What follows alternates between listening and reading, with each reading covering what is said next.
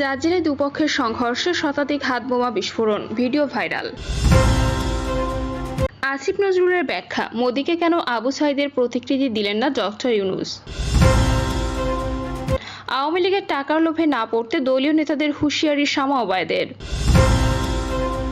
এবং সর্বশেষ জানাবো, ইউনূসের সঙ্গে মোদির বৈঠক প্রয়োজন ছিল বললেন মির্জা আব্বাস। শুনছিলেন সংবাদ শিরোনাম, এবারে বিস্তারিত। জাজিরায় দুপক্ষের সংঘর্ষে শতাধিক হাতবোমা বিস্ফোরণ, ভিডিও ভাইরাল। শরীয়তপুরের জাজিরায় আধিপত্য বিস্তারকে কেন্দ্র করে দুপক্ষের মধ্যে সংঘর্ষ ঘটেছে। এ সময় শতাধিক হাতবোমার বিস্ফোরণ ঘটানো হয়। এতে করে গোটা এলাকা জুড়ে আতঙ্কের সৃষ্টি হয়েছে। সকালে উপজেলার বিলাসপুর ইউনিয়নের দুর্বাদাঙ্গা এলাকায় এ ঘটনা ঘটে। এ ঘটনায় একটি ভিডিও সামাজিক যোগাযোগ মাধ্যমে ভাইরাল হয়েছে। ভিডিও দেখে মনে হচ্ছে কোনো আইনশৃঙ্খলা বাহিনীর মহড়া চলছে। এ প্রতিবেদন লেখা পর্যন্ত সংঘর্ষের ঘটনায় হতাহতের খবর পাওয়া যায়নি। স্থানীয় ও পুলিশ সূত্রে জানা যায়, বিলাসপুর ইউনিয়নের চেয়ারম্যান কুদ্দুস ব্যাপারী ও স্বেচ্ছাসেবক লীগ নেতা জলিল মাতবরের সমর্থকদের মধ্যে আধিপত্য বিস্তার নিয়ে দীর্ঘদিন বিরোধ চলছে। এ নিয়ে বেশ কয়েকবার সংঘর্ষের ঘটনা ঘটে। শনিবার সকালে দুর্বাডাঙ্গা এলাকায় তুচ্ছ ঘটনাকে কেন্দ্র করে উভয় পক্ষের সমর্থকরা ফের সংঘর্ষে জড়ায়। এ সময় শতাধিক হাতবোমার বিস্ফোরণ ঘটানো হয়। পরে পুলিশ খবর পেয়ে ঘটনাস্থলে গিয়ে পরিস্থিতি নিয়ন্ত্রণে আনে। এদিকে দুপক্ষের সংঘর্ষ ও হাতবোমা বিস্ফোরণের 15 সেকেন্ডের একটি ভিডিও সামাজিক যোগাযোগ মাধ্যম ফেসবুকে ছড়িয়ে পড়েছে। ওই ভিডিওতে দেখা যায়, একটি খোলা মাঠে উভয় পক্ষের লোক মুখোমুখি অবস্থায় নিয়েছে। সেখানে অনেকের হাতে বালতি। সেসব বালতি থেকে হাতবোমা নিক্ষেপ করা হচ্ছে। পরে সেগুলো বিকট শব্দে বিস্ফোরিত হয়ে ধোঁয়া সৃষ্টি করছে।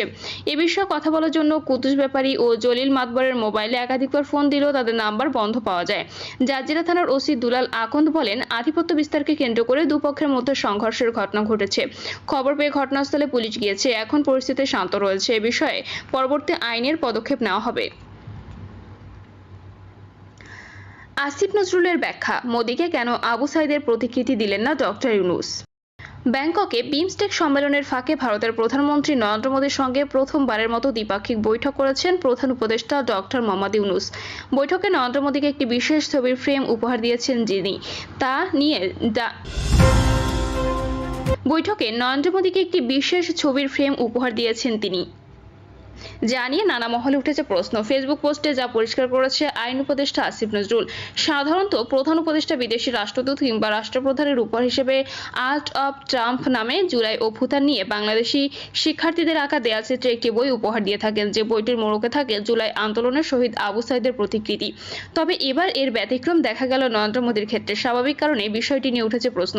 মোদীকে উপহার দেওয়া নিয়ে প্রধান উপদেষ্টার ফেসবুক পোস্টে জানানো হয়েছে, শুক্রবার ব্যাংককে দ্বিপাক্ষিক বৈঠকের সময় প্রধান উপদেষ্টা অধ্যাপক মোহাম্মদ ইউনূস প্রধানমন্ত্রী নরেন্দ্র মোদীকে একটি ছবি উপহার দিয়েছেন। ছবিটি প্রধানমন্ত্রী নরেন্দ্র মোদী 3রা জানুয়ারি 2015 সালে মুম্বাইয়ে অনুষ্ঠিত 102তম ভারতীয় বিজ্ঞান কংগ্রেসে অধ্যাপক ইউনূসকে স্বর্ণপদক প্রদানের সময় দিয়েছিলেন। মোদীকে আবু সাঈদের ছবির পরিবর্তে ডক্টর ইউনূসকে দেওয়া স্বর্ণপদক নিয়ে প্রশ্ন তুলেছেন অনেকেই ফেসবুকে, যার ব্যাখ্যা দিয়েছেন আইন উপদেষ্টা। অবশ্য সেই ব্যাখ্যাটা তিনি দেননি। সুমন রহমানের দেওয়া একটি পোস্ট নিজের ফেসবুকে শেয়ার করেছেন তিনি। পোস্টটি পাঠকদের জন্য হুবহু তুলে ধরা হলো। প্রফেসর ডক্টর ইউনূস নরেন্দ্র মোদীকে আবু সাঈদের প্রতিকৃতি দিলেন না কেন? কারণটা চাণক্য বলে গেছেন, সোজা গাছ আগে কাটা পড়ে। আবু সাঈদের প্রতিকৃতি দিলে সোজাসাপটা হিরোইজম হইতো, কিন্তু কূটনীতি জটিল জায়গা। ভারত চাণক্য নীতি অনুযায়ী চলে, তাকে তার গ্রামার দিয়েই মোকাবেলা করতে হবে। ইউনূস কূটনীতি করছেন, হিরোইজম না। তার লক্ষ্য ভারতকে আলোচনার টেবিলে আনা। সেই মেকানিজম করার জন্য তাকে চাণক্যের মান্ডালা থিওরি, অর্থাৎ তোমার পাশের দেশে যদি শত্রু রাষ্ট্র হয় তবে তার পাশের দেশ তোমার বন্ধু। আর নবীজির পরামর্শ মোতাবেক সুদূর চীন দেশে যাইতে হয়েছে। ভারত কেন আলোচনা টেবিলে বসতে রাজি হলো? কারণ এখানে প্রফেসর ডক্টর ইউনূস কৌটিল্যের দ্বৈত নীতি ইস্তেমাল করেছেন। একদিকে চীনের সঙ্গে ব্যবসা সম্প্রসারণ করছেন, আবার পাইপলাইনের পাকিস্তানও আছে। আর ভারতের দিকে বাড়াইয়া দিচ্ছেন ভূরাজনৈতিক ও আঞ্চলিক সহযোগিতার হাত। ফলে ভারতের পক্ষে রাজনৈতিক দূরত্ব ঘোচানো ছাড়া আর কোনো উপায় বাকি থাকলো না। তাছাড়া জনমদুঃখী সাত ভগিনীর দুঃখের কথা যে ডক্টর ইউনূস অলরেডি বলে দিচ্ছেন, দুঃখ মুক্তির উপায়ও বাতলায় দিয়েছেন। অর্থাৎ প্যান্ডোরার বাক্স খুইলা গেছে। এইটাই মোক্ষম ইউনূস ডিপ্লোমেসি। দা সারথীও কহেন, দুর্বলের প্রধান অস্ত্র হলো সে সবলের ভাষা ও ট্যাকটিককে এমনভাবে ওয়েপনাইজ করে যে সবল তার নিজের অস্ত্রকে চিনতে পারে না, বা যখন পারে তখন দেরি হয়ে যায়। সেটাই ঘটেছে আজ। মোদী তার চাণক্য নীতির অশনি সংকেত দেখতে পেয়েই আলোচনায় বসেছেন। আওয়ামী লীগের টাকার লোভে না পড়তে দলীয় নেতাদের হুঁশিয়ারি শামা ওবায়দের। গত 17 বছরে টেন্ডারবাজি, চাঁদাবাজি ও লুটপাট করে আওয়ামী লীগ যে অবৈধ টাকা জমিয়েছে, সেই টাকার লোভে না পড়ার জন্য নিজ দলের নেতাদের কঠোর হুঁশিয়ারি দিয়েছেন বিএনপির কেন্দ্রীয় সাংগঠনিক সম্পাদক শামা ওবায়দ ইসলাম রিংকু। সন্ধ্যায় নিজ নির্বাচনী এলাকায় ফরিদপুরের সালথা উপজেলার গোত্রী ইউনিয়নের মেম্বার গোত্রী মোড়ে স্থানীয় বিএনপি আয়োজিত এক উত্থান বৈঠকে প্রধান অতিথির বক্তৃতাকালে তিনি এই হুঁশিয়ারি দেন। শামা ওবায়দ বলেন, গত 17 বছর আওয়ামী লীগ শুধু টি আর জি আর খাইছে, সাধারণ জনগণের কোনো উন্নয়ন তারা করেনি। আর ছাত্রলীগ, যুবলীগ টেন্ডারবাজি, চাঁদাবাজি ও লুটপাট করেছে, সুতরাং তাদের কাছে অনেক টাকা পয়সা আছে। আপনারা ওই টাকার লোভে পড়েন না। যদি জিয়াউর রহমান, তারেক রহমান ও খালেদা জিয়ার আদর্শ লালন করে থাকেন, তাহলে লোভে পড়া যাবে না। তিনি বলেন, শুধু আওয়ামী লীগ নয়, বিএনপি যারা গত 15 বছর আমাদের সঙ্গে ছিল না, লোভে পড়ে সেই বেঈমানদের দলে জায়গা দেওয়া যাবে না। যদিও তারা দলে আসতে চায়, তাহলে পেছনে চেয়ারে পরীক্ষা দিয়ে আসতে হবে। শামা ওবায়দ আরো বলেন, শেখ হাসিনা পালাই গেলেও তার দোসররা এখনো ষড়যন্ত্র করছে। তারা নানাভাবে আমাদের মধ্যে ঢুকে বিশৃঙ্খলা করার চেষ্টা করছে। অতএব সকলকে সতর্ক থাকতে হবে। ইউনূসের সঙ্গে মোদির বৈঠক প্রয়োজন ছিল, বললেন মির্জা আব্বাস।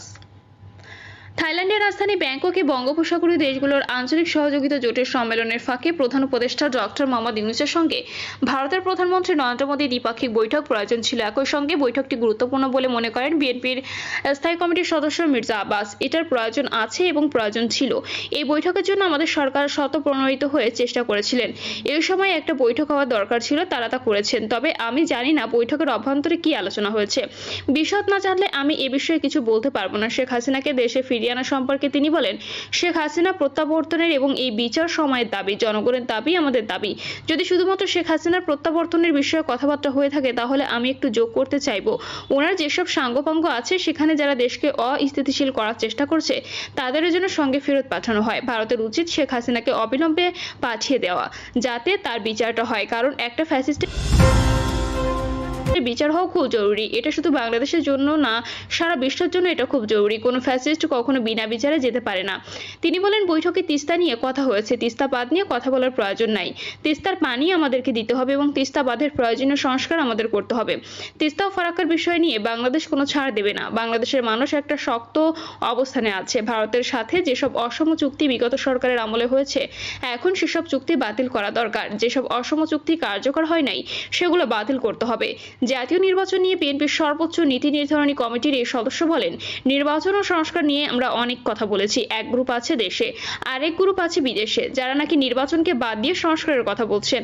আবার বলার চেষ্টা করছেন, সংস্কারের কথা শুনলে নাকি বিএনপির মেজাজ খারাপ হয়ে যায়। আমার এখানে তীব্র আপত্তি। বিএনপি কখনো সংস্কারের বিষয় নয়। বিএনপি বরাবর সংস্কারের পক্ষে, একই সঙ্গে বিএনপি নির্বাচনেরও পক্ষে।